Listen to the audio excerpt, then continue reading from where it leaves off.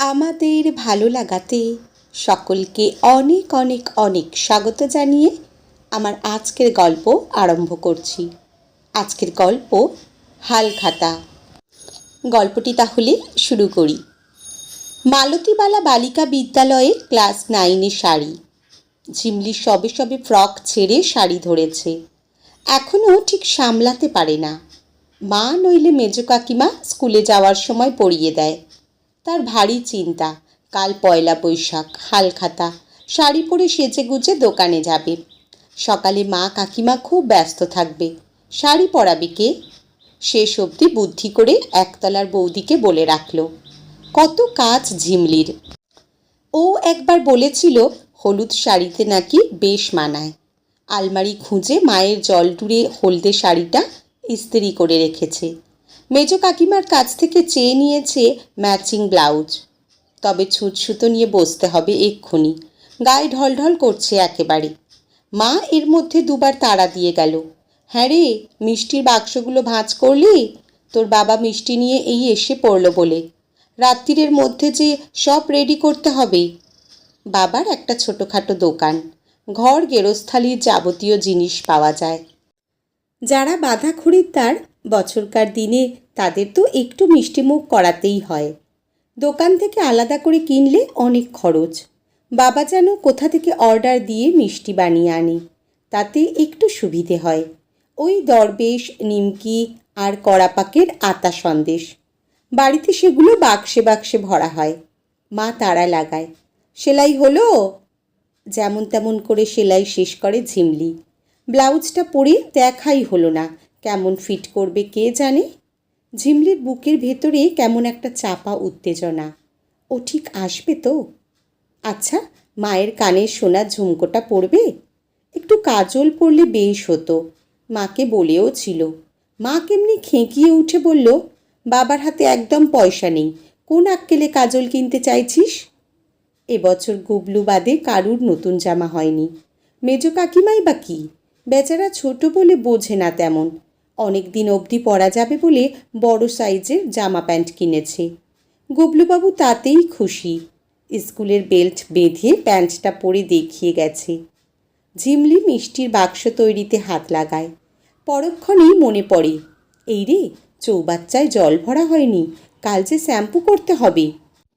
হৈ হৈ করে বালতি নিয়ে টাইম কলের দিকে ছোটে। জল টইটুম্বুর করে হাঁপ ছেড়ে বাঁচে। যাক বাবা, কাল আর অসুবিধে হবে না। মিষ্টির বাক্স গুছিয়ে গার্ডার দিয়ে আটকে যখন সবাই শুতে যায় তখন অনেক রাত। ঝিমলির চোখে আর ঘুম আসে না। কাল তাকে ভালো দেখাবে তো? চুলটা খোলাই রাখবে। কাক ডাকতে না ডাকতে সে ছোটে কলঘরে। সবাই উঠে পড়লে আর মোটে সময় পাবে না। বাবা আর কাকা মিলে 7 সকালে কালী মন্দিরে পুজো দিয়ে এসেছে। নতুন ঝুড়িতে করে লাল পেট মোটা ছোট নতুন গণেশ আর সুতো বাঁধা লাল খাতা নিয়ে মন্দিরে গেছিল। বাড়ি ফিরেও 2-1টা কাজ বাকি থাকে। লক্ষ্মী ঠাকুরের ছবির কাছে একটা সিঁদুর মাখানো টাকা রাখাই থাকে বছরভর। তাতে আবার যত্ন করে সিঁদুর মাখিয়ে নতুন খাতায় ছাপ দেওয়া হয় একখান। তাতেই নাকি হালখাতার শুরু। কলম দিয়ে খুব ভক্তি ভরে ঠাকুরের নামও লেখা হয় খাতায়। বেলা হতেই পুজো করা গণেশখানি নিয়ে বাবা রওনা দেয় দোকানের দিকে। গুবলুর হাতে থাকে ফুলের মালা আর ধূপের বাক্স। এই তো হেঁটে গেলে মিনিট কয়েক। তাদের সাহাপুর কলোনিটা ছাড়ালেই দেশবন্ধু পার্কের গায়ে সারি সারি দোকান। 5 নম্বর স্টল বাবার। ঠাকুমার নামে সাইনবোর্ড, দুর্গা বাসনালয়।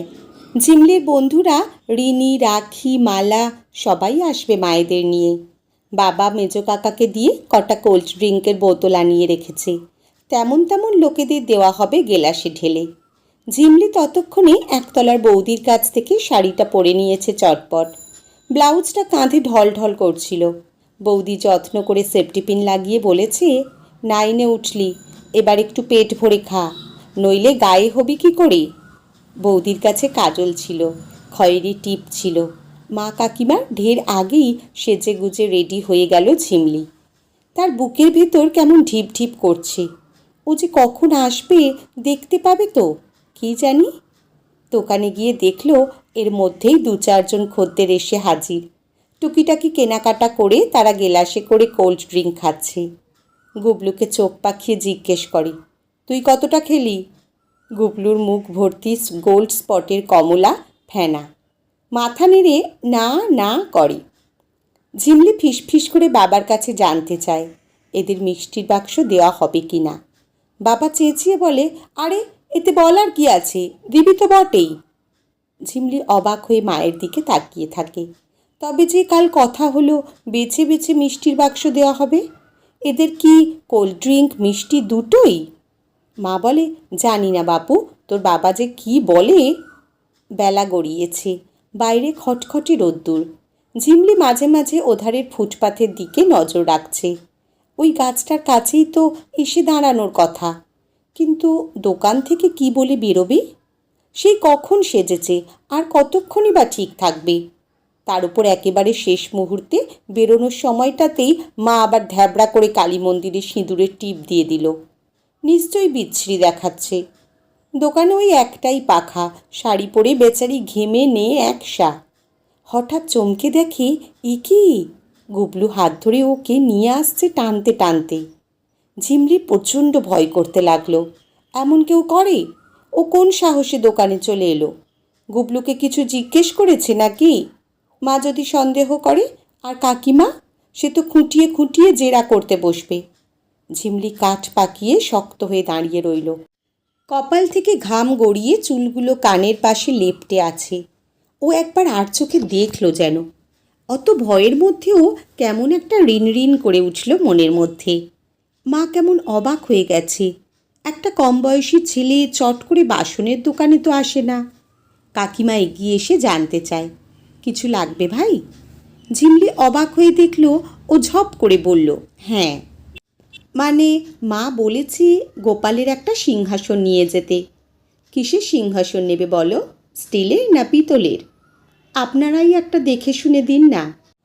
কাকিমা আলগোছে মাকে বলে, দিদি দেখেছ কি ভালো ছেলেটা, কি নরম করে কথা বলছে। ঝিমলি এইবারে যেন একটু সামলে নিয়েছে, আর বোধহয় বিপদ নেই। ও মন দিয়ে নেড়ে চেড়ে সিংহাসন দেখছে। ঝিমলি চট করে দেখে নেয়, দিব্যি মানিয়েছে সবুজ পাঞ্জাবিতে। গন্ধ শুকে বোঝে কিছু একটা মেখেছেও বোধ হয়। কেনাকাটা শেষ। মা খবরের কাগজে মুড়ে জিনিসটা দিতে দিতে বলে, দাম তো 100, তা আজকের দিনে তুমি ওই 90 দাও। কাকিমা কনুই দিয়ে গুঁতো মেরে বলে, ওকে একটু জল মিষ্টি দে। ঝিমলি যেন আকাশের চাঁদ পায় হাতে। মুখ ফুটে তো বলতে পারছিল না, ভাগ্যিস কাকিমা বলল। যত্ন করে গেলাসে ঢেলে কোল্ড ড্রিঙ্ক এগিয়ে দেয়, সঙ্গে মিষ্টির বাক্স। মা বলে, ও মা, প্লেটে করে সাজিয়ে দে, অমন করে বাক্স ধরিয়ে দিলি। ঝিমলি বাধ্য মেয়ের মতো কথা শোনে।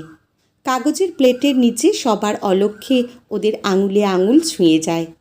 ওর নরম চোখের ইশারায় ঝিমলি বোঝে তার হলুদ শাড়ির সাজ আজ সার্থক।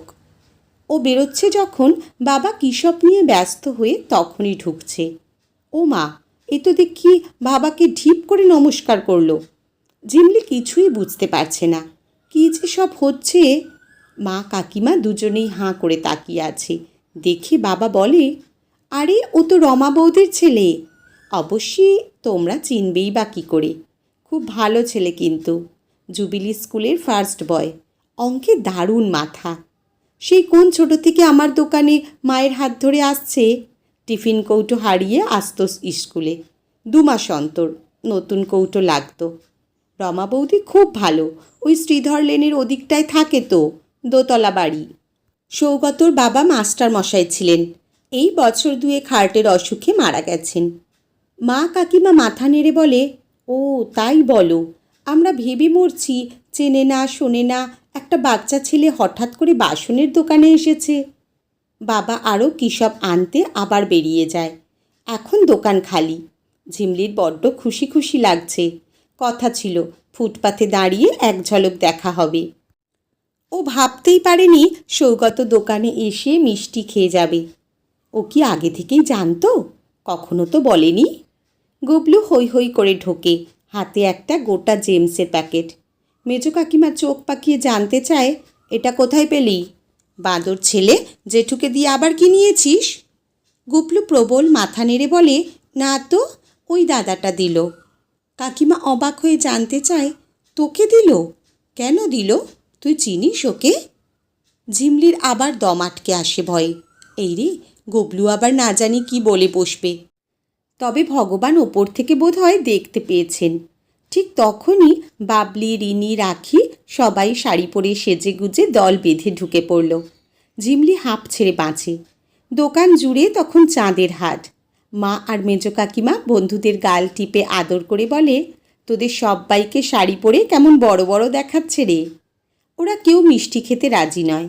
বাবা গণেশ কাকুকে ডেকে আনে। মেয়েরা তো আনন্দে কলকলিয়ে ওঠে। গণেশ কাকু দারুণ আলু কাবলি বানায়। কার ঝাল ছাড়া, কার টক বেশি, কে শুধু মটর বাদে আলু, সবার ফরমায়েশ মতো যত্ন করে বানিয়ে হাতে হাতে ধরিয়ে দেয়। বেলা পড়ে এসেছে ততক্ষণে।